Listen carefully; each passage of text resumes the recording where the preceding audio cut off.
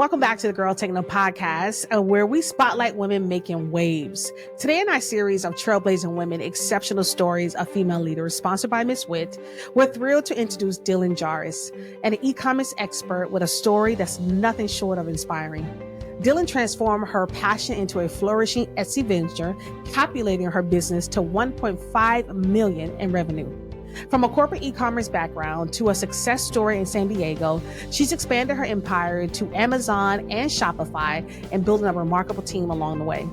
Get ready for an episode filled with insights and inspiration. Dylan's here to share her journey of determination, growth, and entrepreneurial triumph. So let's dive in and hear all about Dylan's incredible path to success right here on Trailblazing Women, Exceptional Stories of Female Leaders. Hey guys, welcome to the Girl Techno Podcast. Hi Dylan, thank you so much for being on the show with me. How are you today? I'm great. Thank you for having me. I'm excited. Yeah, I'm excited to have this episode and have you on the show. I appreciate you taking your time because I know you're very busy and you're in high demand. So I want to thank you so much for coming on.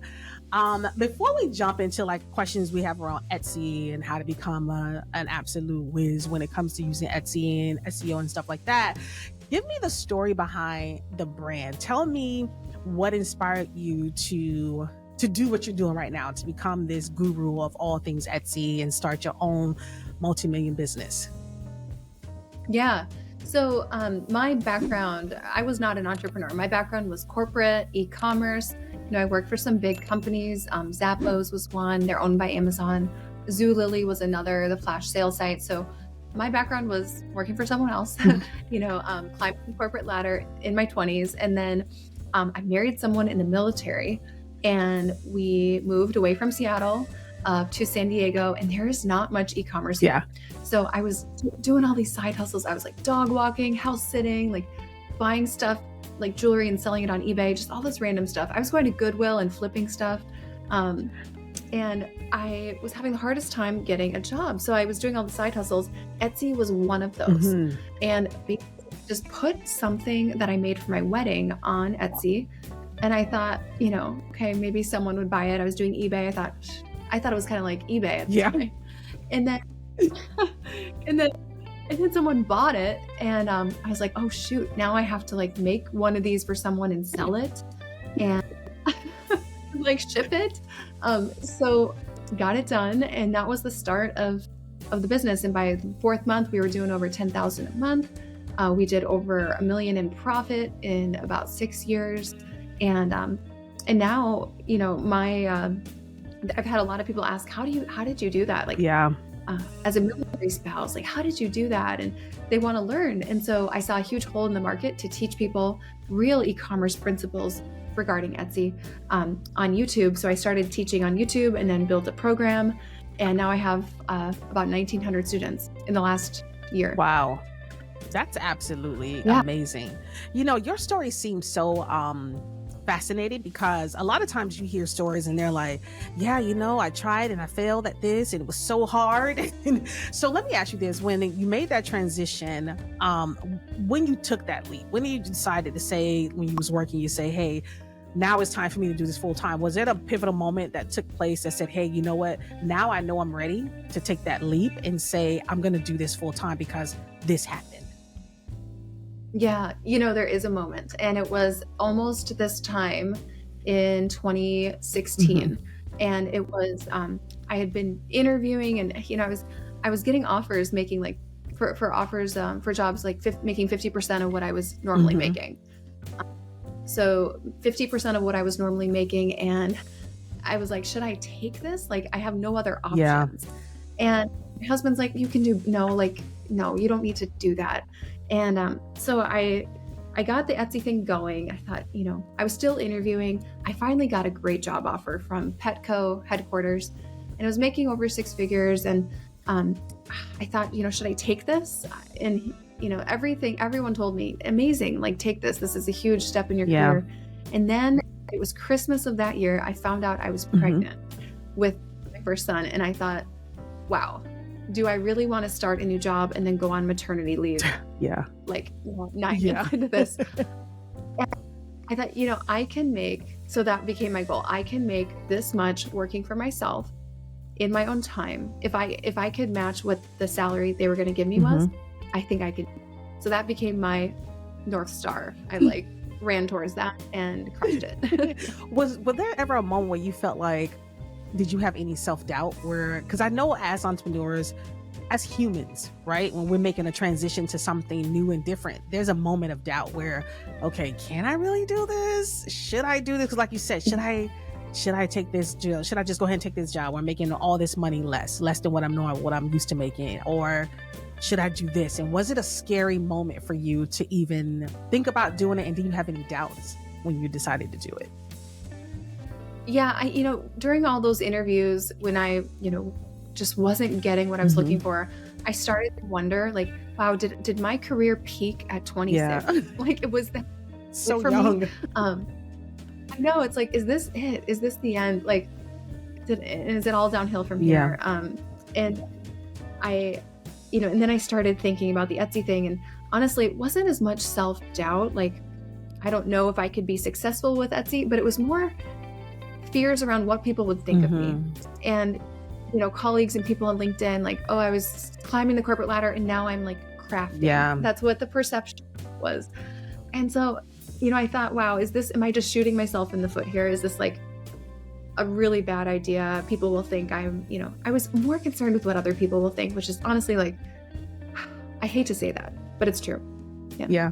I think that's what we all do. We all get more concerned about what others think, because like you say, there's a high point in a career and you're doing well, and sometimes that career kind of like subconsciously or either consciously defines us, right? Because we're that title, and I know all about that. We're that title, and when it's gone, it's like, okay, so now who am I and what am I supposed to do now? Because the job offers are not rolling in like that, and it's like, what happened here? So I completely understand that whole thing where you're thinking about what people would think of you versus you not feeling like you can achieve something.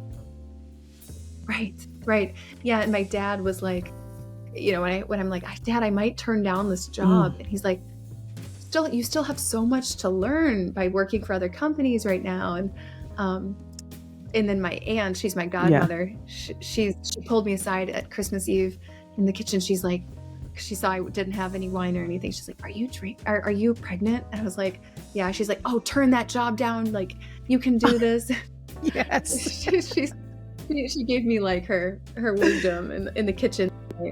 But yeah, sometimes you just need someone to say, you can do this. Like, sometimes you just need that champion in your corner, right? Cheering you on. So that's so amazing that you had that. Let's talk about Etsy. So when you first started Etsy, was it new to the virtual space? Was it something like where you could say, hey, I kind of got it on Etsy from the ground up and was able to build something from the beginning as Etsy was beginning to build itself? Yeah. So back then there were probably about half as many sellers on the platform, maybe even fewer buyers at that point. So it was 2016. So, I mean, I wasn't at the start of it or anything, but it certainly is not what it is today. 2020, like when everyone was home, that really blew things up with Etsy. Everyone starting an Etsy shop. But back then, I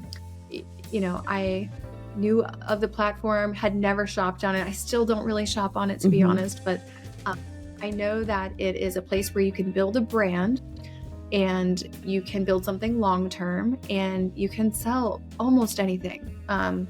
So unlike Amazon, higher barrier to entry, you need a lot of capital to get into that. I also sell on Amazon, but Etsy was a low barrier to entry. Yeah, it is too. It's like, it's so easy to put up listings, right? Especially if you're doing like digital products. It's like the easiest thing to do, you know what I mean? In terms of like listing, not like working the store and all that kind of stuff. That takes strategy for a lot of us, but I want to talk about you. So you have the multi-six-figure Etsy blueprint, your coaching program, and which is truly successful. It says that you have over 1,400 students in the program itself, and in 12 months you gained 1,400 students.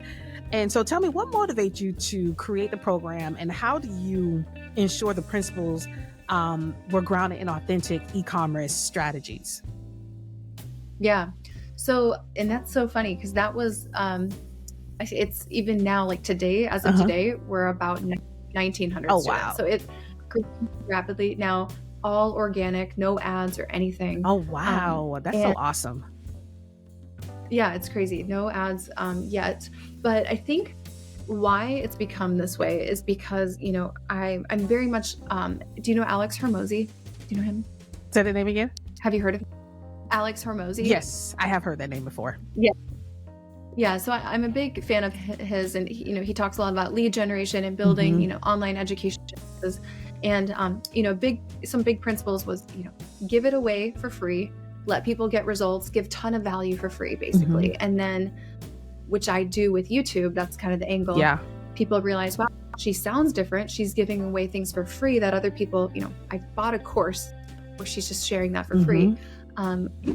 That's really made people realize, wow, like she sounds different. She's talking like she's worked in corporate, the terms and things I use. So I think people, there's definitely no one was doing that in this Etsy world.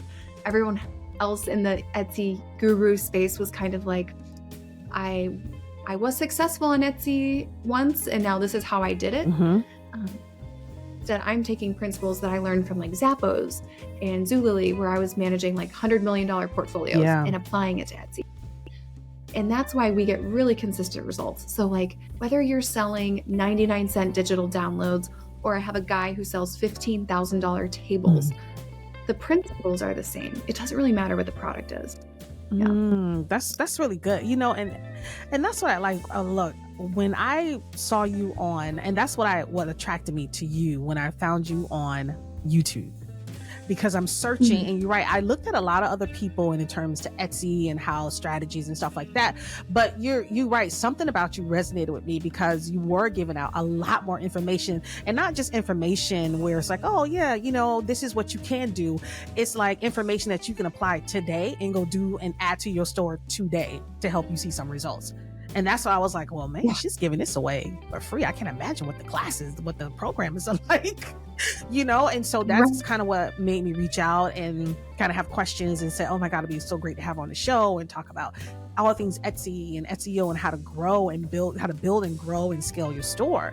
And so because you was giving away such great information, and I think that's so important when it comes to starting something new and going on a platform like Etsy and not knowing anything about it and being able to find creators like yourself that are saying, hey, this is how you can start, this is how you can build, and here's some great tips to do it. So that's 100% the reason how I found you, all organic, like you said. It was not through an ad. It was just through a search. That's it.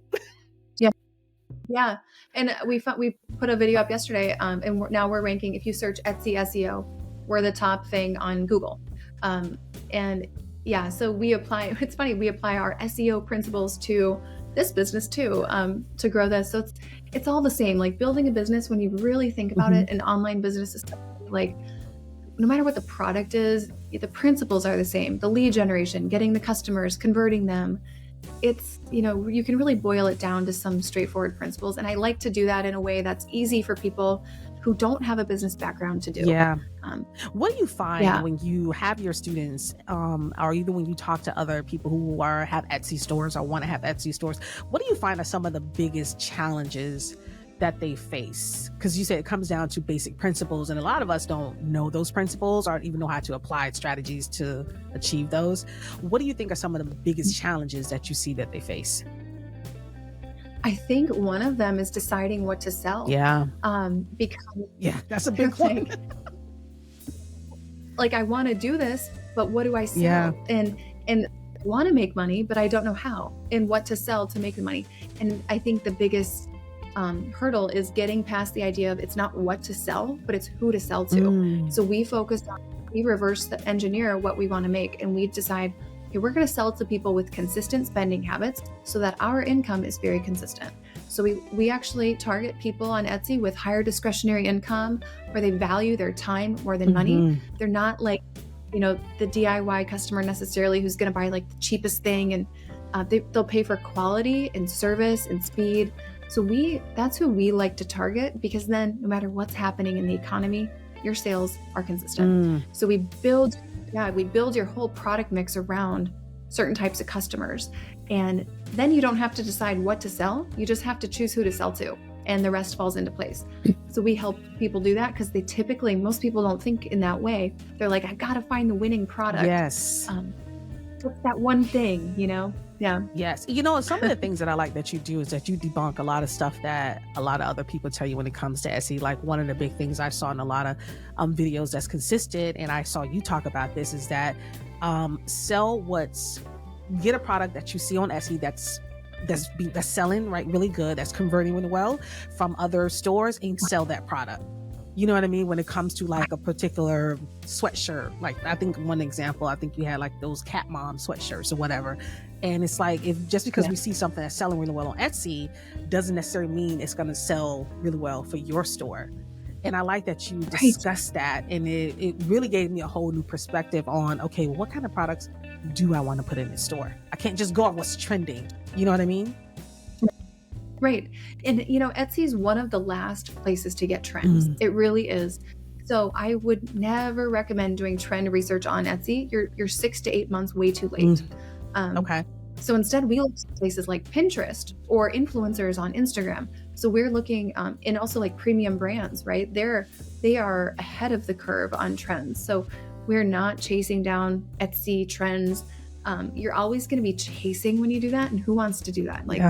I'm just have to constantly search Etsy for best sellers that I can rip off. Like what kind of, that doesn't feel good as a business owner. You're right. And so, I mean, that, like I said, that's really good information. When it comes to your program, what do you think the most value that your students get out of your program? Like I saw a lot of testimonies, and I know that a lot of them felt like, hey, I really got someone that truly gives me strategies that work, that I can work to really see real results. And I think that's really what it came down to, where I was like, oh my God, this is absolutely amazing. I've been telling a lot of people about your program too, is that, and I haven't even taken the program yet, but I tell people about it all the time. It's because I see those testimonials and they talk about real results. And I'm like, and that's what you want from programs, because a lot of time we buy these programs, we get into these different courses, and it's not really giving us what we're looking for or what we're expecting to happen. But a lot of your students talking about, I saw real results. I applied her strategies. I applied what they taught us, and I saw real results within X amount of months in my store. Yeah. Yeah. And that's, the reason we can grow in an organic way is because, out of almost 1,900 students, we have about 1,200 testimonials. Every day we get at least 10 new ones coming in. And this is we're not farming these. These are people who are so excited that they're like sending me Instagram messages like, Dylan, you can't believe what just happened. Like, I just paid my mortgage with a week of sales, or, this paid tuition for my kids for the next year. Like that, they're so excited they cannot help but share. Yeah. And I think what makes it this way, what stands out about this and what makes this program a little different is we have one-to-one coaching now. And that's really where you can ask us anything all day, every day. And I have a team there's 11 of us on the coaching team, and we are responding quickly. 24 hours is our goal for turnaround time. And we, no matter what it is, what should I prioritize today? I have 10 minutes. What should I do with my shop? Or here's my shop, help me. And we've got your back. And that's what makes this different. I think you're not like on your own, floundering, wondering like, what do I do? Exactly. Yeah. Let me ask you this, because when you first started this business and got into Etsy, did you ever see it growing to the level where you are now, where you launched this amazing, this highly successful program? You have one of the top podcasts on Etsy with 150 plus downloads monthly. And it's like, and then you have now you have this staff of people, and they're coaching and they're teaching people how to do Etsy from your own teachings. Did you imagine that it will get to this level? No. And, a year ago, it was just me. And I'm like not going to get emotional, but like a year ago, it was me. And I didn't even hire someone to do sales until April 1st. And now we have over 25 people in the company. Wow. We almost got acquired this summer. Wow.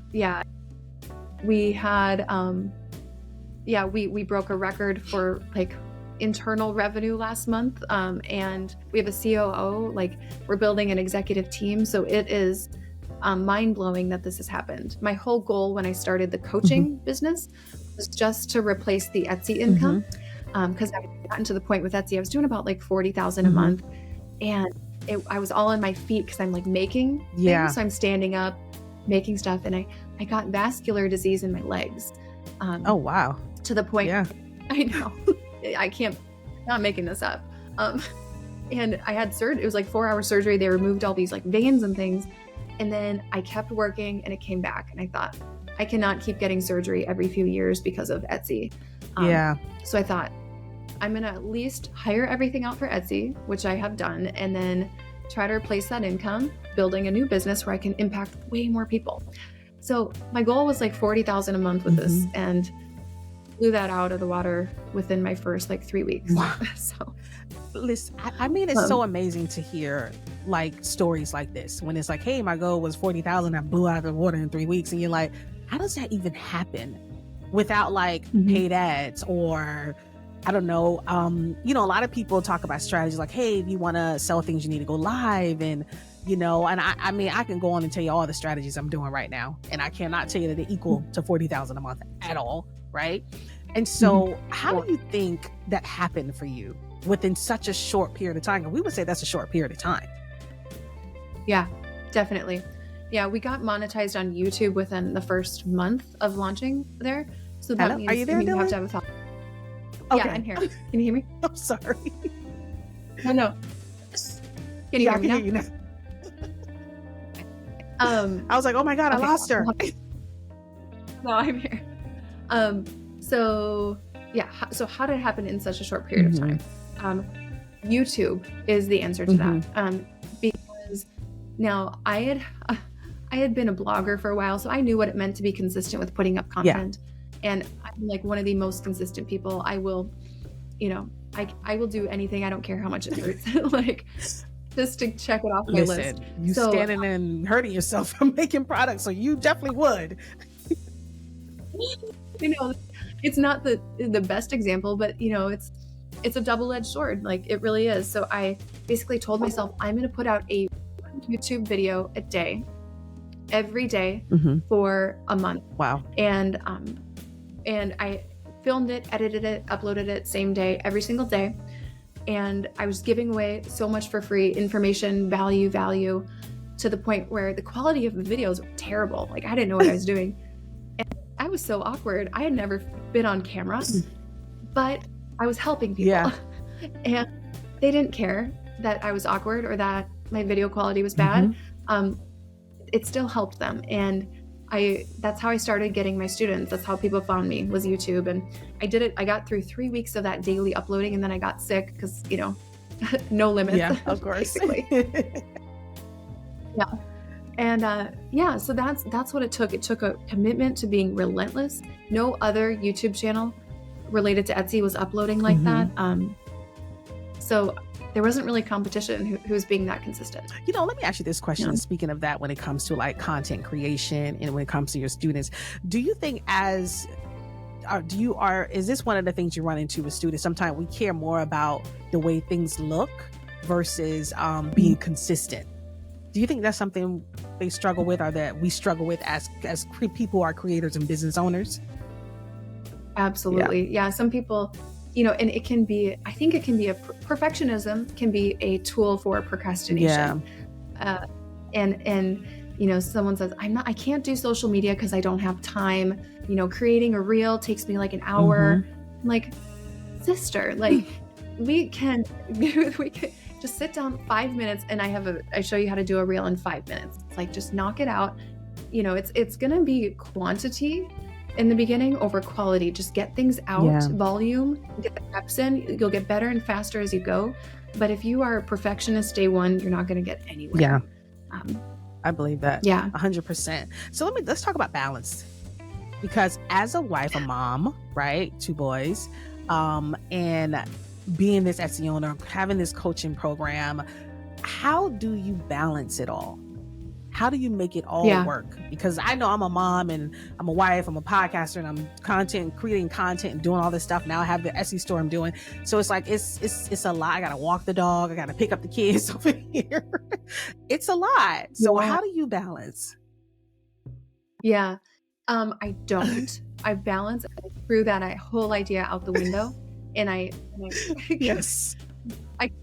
yeah. I mean, I committed to seasons and different priorities for different Yeah. seasons, and like, you will know when it's time to shift priorities. There'll be a screaming thing on your shoulder, like, oh, you got to focus more on this right now. And sometimes it's, okay, the kids are acting up more. Okay, we need to make sure we're really focusing on them one-on-one a little more, not being distracted, put the phone down, Yeah. or, husband is a little quiet. Okay, what's going on? Like, ask how his day was. Like, I'm not perfect at anything. I'd rather be imperfect and be able to have, build this than just focus on being like the perfect wife and have the perfect house. It's, I threw that out, and I hire out everything. So Yeah. I have an assistant who runs the whole Etsy shop. I have a house manager now who comes every day. She does all the laundry, the bedding, the dishes. She sometimes cooks. And I know people hear this and be like, well, that must be nice. But before I could afford that, the sink was piled with dishes, and just had to be okay with being uncomfortable about it. Yeah. I just did an interview with a woman named Leah Remile, and she's all about balancing productivity, time management, right? Because sometimes as moms, wives, and business owners, we feel like if we have time in our day, then we're not being productive, and so some of the things you mentioned are some of the things that she said, hey, we have to learn how to give things over to other people. Like she said, I don't go to the grocery store anymore. I just have Instacart delivered for me. Things like she said, things that can give me back time in my day that can help me either spend more time with my family or just have more time to myself and not feel guilty about it. Do you ever get so busy to the point where you feel like, okay, I feel like something is lagging and I'm beginning to feel a little guilty over here because I feel like I'm not doing something here? Yeah, absolutely. Yeah. And usually, I mean, we have about 40 people a day who schedule calls with us to join the program. Now, part of this was like, I was taking all those calls up until April. Now we're building out a team, because that's all my time. I was doing about 50 hours a week of these calls. Wow. Up until last month. And that 7 days a week, not a single day off. And yeah, even like through pneumonia and all this, like I was still doing this. And it's hard. It's like when someone wants to pay you to turn down money so that it's like someone's handing you money if you get on a call with them. And it's like, I just have to completely say it's not like we don't need it, and they can talk to someone else on my, and they don't need to talk to me. So that's something that, I think really I'm trying to improve right now, because 50 hours a week on calls, and then when my 6-year-old's like, Mommy, like, how many calls do you have today? Like on a Saturday. Oh, Cammie, I'm so sorry. Like, Mommy will be right back. And that's heartbreaking. But every time I get off a call, I go pick them up, snuggle them, play soccer, and try to be extremely present. But definitely I think all of us feel like mom guilt at some point. I don't think it's unhealthy. I think it's fine to feel mom guilt. I'm okay with it. I think I just know I want him to remember, and my 2 boys to remember, like, okay, Mommy loved us, and she built a cool life for us too. Exactly. You're right. We all have that guilt, and that's just there. We, even moms that work full time, you know what I mean, work jobs full time, we all we've all dealt with it because you feel like whatever you're doing takes you away from the kids. So I understand that. Let's talk about the landscape of e-commerce, and it's ever changing, ever evolving. Things are new strategies, new ways to grow, new ways to reach your customers are always happening. How do you stay on top of like this ever changing landscape, and then how do you make sure you apply it to your coaching program? Yeah. So one thing with our coaching program, we started this at 45 lessons. Now we're at 98 lessons. So I'm always adding these bonuses to it. So as new people come in, I'm always adding in bonuses. And then, I mean, e-commerce, the thing Dylan, I think you kind of went away. Okay, hang on, I'm here. Am I back? Can you see me? I can hear you. Okay, I can hear you now. Yes. Yeah, you can hear me. So e-commerce, like while it appears to be changing, the principles are. So we really stay rooted in the basic marketing principles of who you're selling to, what you're selling. Is it a compelling value proposition? Yeah. And there's things that come and go, like AI, right? Like that's a big trend. Different print-on-demand platforms and production partners you can use come and go. So we stay on top of like those surface level trends, but in general, I mean, e-commerce it's commerce. It's still commerce, and it's about getting your product in front of the right people and converting them. Yeah. So I keep it pretty straightforward and simple. People get too worked up and in the weeds with like new trends and things, and they think it's going to change everything, but consumer behavior doesn't really change that quickly. Yeah, that's true. Consumer behavior doesn't really change. With Etsy, what's changing about Etsy? Like, is Etsy like upgrading like any features, or is there making it easier for people to get discovered? Are there anything new that people can be expecting that's coming from that platform? Yeah, so Etsy is definitely cracking down a lot more on copyright and infringements and spam accounts on the platform. So they're being much more stringent on who can sell on the platform. And a lot of shops will initially get shut down while they go through a review process. So that is something that's different now than a couple years ago. And I think that's why it got really saturated with some, low quality Etsy shops a couple years ago. But now they're raising the bar for participation, I would say. So that is something to consider. They're also really cracking down on the rules between handmade items and what you can sell, what you can't, what's considered handmade. So you do have to be, watchful of the policies. Their exact policies have not actually been changing very much at all, but you just have to be careful because they are enforcing them more, I would say. Yeah. And in terms of new features, they're always rolling out different beta tests. I find that it seems like about 1 in 10 of their beta tests actually becomes a new feature, though. So I'm oftentimes part of their testing, whether it be dynamic pricing or different ad strategies that they have that they roll out. They don't usually end up rolling them out to everyone. Let me ask you this, because you mentioned copy. When it comes to copy, because we're in the world of AI, and ChatGPT is like everyone's number one copy editor. And so are they cracking down on saying, hey, we can tell that this was made by AI, written by AI versus a human itself? Are they cracking down on the copy in terms of that? No, they're not.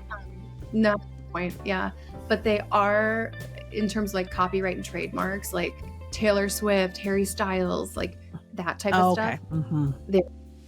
But in terms of like AI generated things, we're not at the point where they're removing listings because they were influenced by AI. That's good to know.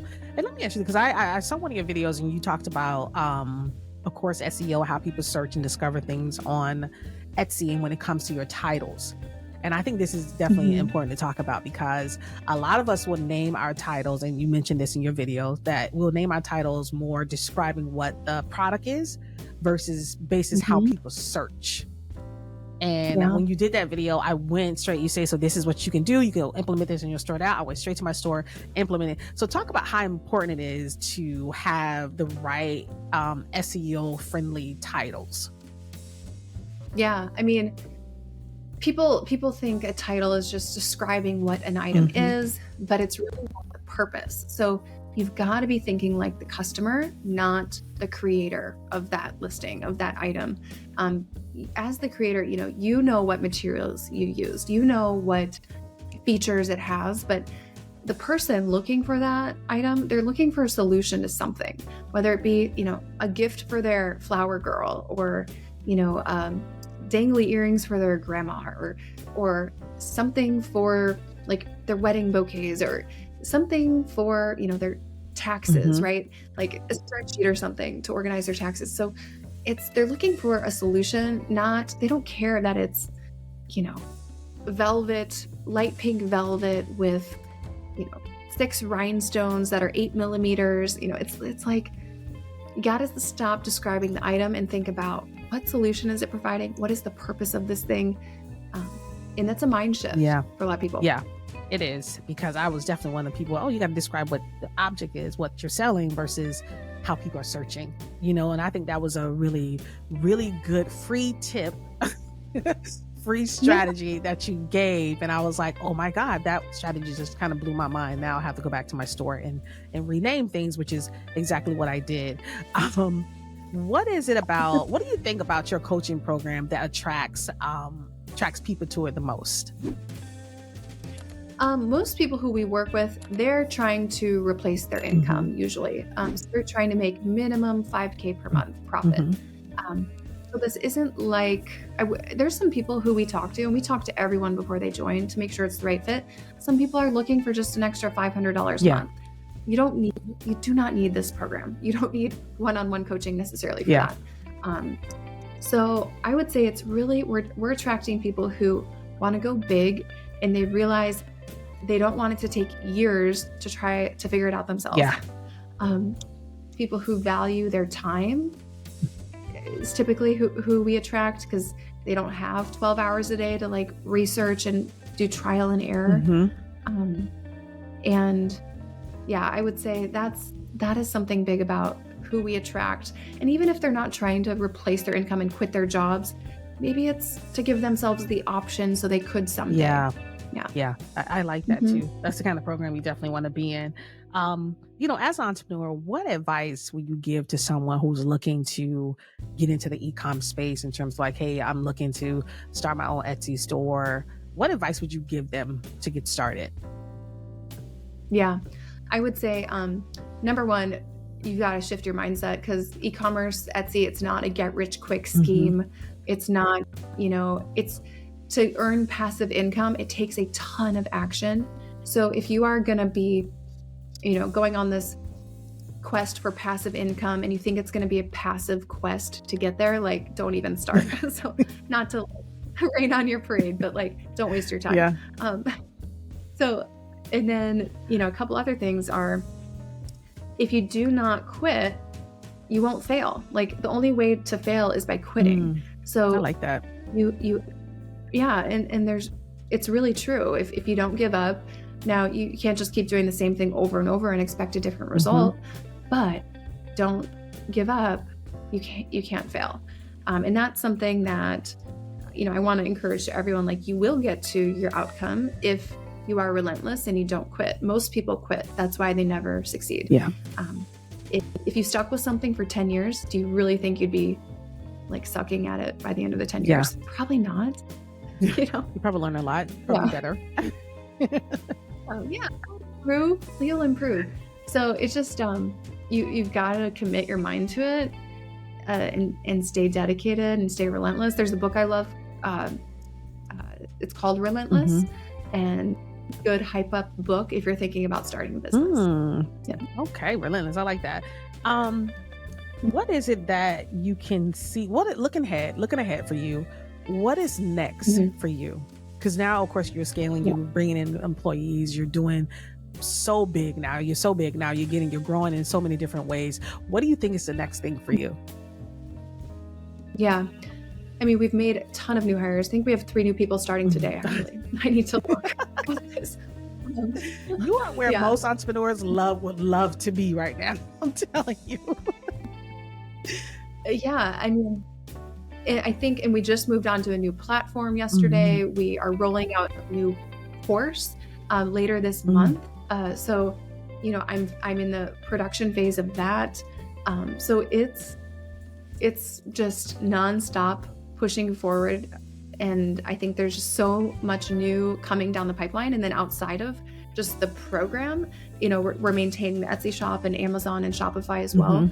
But then we're actually looking at some acquisitions potentially and potentially acquiring like a software company that would help Etsy sellers. So that is one piece of the business that we're looking at doing for sure in the next 12 months. That's really awesome. That's really awesome. Because we're always looking for ways to help Etsy people to grow their businesses. Before we end the show, I want to ask just maybe two more questions. One is, what is it? Because I got this question for a few artists, and then it's kind of been on my mind too. What do you think is the best? And I've seen you answer this question, but I'm still going to answer it anyway. What do you think is the best product to sell on Etsy? Yeah. So it depends how you want to spend your time. Because you've got to do something like, do not try to sell a website template if you've never made one. Do not, I've seen it happen. Do not try to sell like an Excel sheet if you've never done Excel. And if you are not a graphic designer, maybe don't try to make your own print-on-demand shirts. Maybe consider buying some designs until you get better at the quality of your own designs. So how you want to spend your time and what you're actually good at, because that's going to be like the path of least resistance. If you have any competitive edge in any skill or knowledge, use that. And then think about... I think he dropped off. Okay, hang on. Am I here? Uh-oh. Am I here? Yeah, you're back. Yeah. Okay. So do you know where it dropped off? Yeah, you talked about knowing, I guess, what you're good at. You don't do website template if you're not a designer, and they print demand, Yep. Okay. So, and then you want to think about, okay, how can I help someone save time or make money? That's going to be the easiest thing to sell. Do not get into AI wall art. That's not doing a whole lot of favors to most people. So think about how you can really fill a need. So whether that be, in the wedding market, that's where I started, right? That's people are spending money on that. If you're getting married, you're going to be spending money on things for that. Or think about, selling B2B things, ways to help businesses save time or make money, templates, things that are customer facing, like communications and email templates. There's so much you could do, but I recommend not going with something you think is cute. Find a way to solve a problem and monetize it. Yeah. When it comes to digital products, do you think social media template, because it's so oversaturated on Etsy, but do you think it's still a viable product to sell? Yeah. So the way I would take that type of a product and make it more viable is to create that product for someone who has a much stronger need. So I wouldn't try to make that for like Instagram influencers. They're usually pretty comfortable with Instagram and things. I might think about, okay, I'm going to target, cosmetic dentistry practices, and, they need to have social media. They know that that is something they know they need to have, but usually it's like the receptionist or like the front desk person who's doing that. They're not really a social media, guru. So they'd be interested in templates. Okay. Tell me when I'm back here. There you go. Yeah, you're back. You're back. And I'll get this piece together properly. My editor will piece it together for us. Amazing. So like selling to cosmetic dentistry practice could be a great idea, where, maybe it's the front desk person who does their social media. They don't really have the ideas and creativity to create great templates. So really become more focused on, okay, who has a big need for this? Who's going to be doing social media for their business no matter what? And then serve them and go straight to them. Say, I will give you these for free if you'll leave me a review. Do that for like 50 different practices. That's a good strategy. Become known. Yeah, become known in that market for offering something much more specific to that customer. Yeah. I like that. because you're right. You go on social, you go on Etsy, and there's so many people. And you know what else I always wondered too, and you could just answer this question for me. I see people who, I'm a kind of person where if I get too many templates, I'm overwhelmed, right? I Yeah. scale, I'm like, give me no more than like maybe 10 or 20, and I probably can work with that. I see people do like 1,000 templates or 350 templates, and I feel like that's like overwhelming. Yeah. It's the same thing with digital planners. People who sell like 1,000 page digital planners. Oh my gosh, so someone's buying a planner to help them organize their time and become more efficient. Do they have time to utilize 1,000 pages? 1,000 pages. Yeah, like a planner that's 1,000 pages. Like, is that really saving anyone any time? I don't think it does. Yeah. I don't think it does. Oh my God. Well, Dylan, listen, this has been such a good show. I'm so grateful that you've been able to come on the show and learn so much more about your coaching program and just your story and how you built your business, and so excited for you in terms of like where you are and where you're going with your business. Let me ask you this one question. Do you think eventually one day you might say, you know what?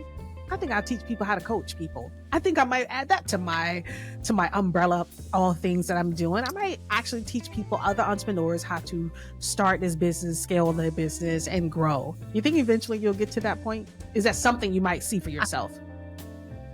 I've been asked that dozens of times. Yeah. The thing is, this is what I teach with Etsy. If someone asks you for something, there's 50 people behind them who just haven't reached out and asked. Yeah. So I think people are really curious how we've done this with organic methods. And I could see that potentially being something in the future. Yeah. Maybe. I mean, the way you've grown organically and not said, hey, I paid for $20,000 in ads and marketing here and there.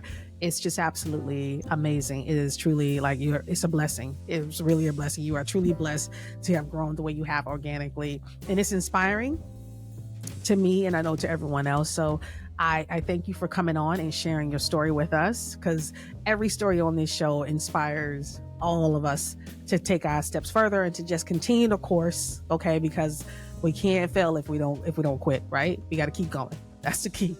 Keep going. Yeah, thank you so much for being on the show again. I know you're a busy woman and you have so much going on, but I appreciate you taking the time and coming on and talking with us. Guys, listen, I am Shawnee Sanders. This is the Girl Take No podcast, and I will talk to you next time.